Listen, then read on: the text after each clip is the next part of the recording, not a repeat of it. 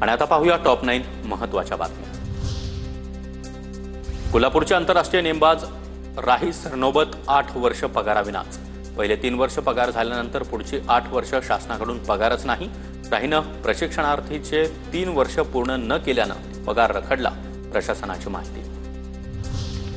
Bombay stock exchange उडवून देण्याची धमकी, ईमेलद्वारे धमकी देण्यात आल्याची माहिती। बॉम्बे स्टॉक एक्सचेंजला रविवारी धमकीचा ईमेल प्राप्त झाला होता।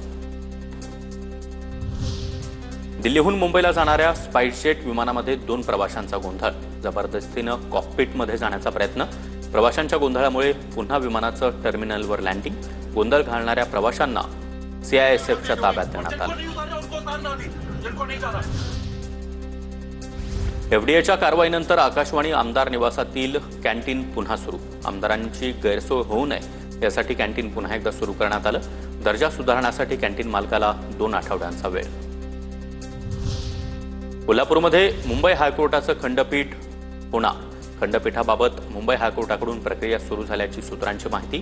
पुढील महिन्यात मुंबई हायकोर्टाकडून सुप्रीम कोर्टात प्रस्ताव पाठवला जाणार। इटलीच्या प्राडा कंपनीची पहिली टेक्निकल टीम कोल्हापुरात दाखल। कोल्हापुरी चप्पल उत्पादकांसोबत संवाद साधणार। आणखी एक टीम कोल्हापूरला भेट देणार।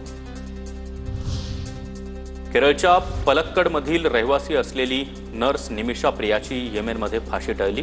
पुढील आदेशापर्यंत निमिषा प्रियाला मोठा दिलासा। हत्या प्रकरणामध्ये दोषी असलेल्या निमिषा प्रियाला उद्या फाशी देणार होते।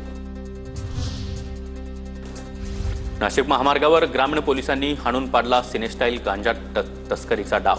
121 किलो गांजा जप्त। ईडीचे मुंबईमध्ये 4 ठिकाणी छापे। डब्बा ट्रेडिंग ॲप त्याचबरोबर ऑनलाईन बेटिंग प्रकरणामध्ये ईडीची छापेमारी।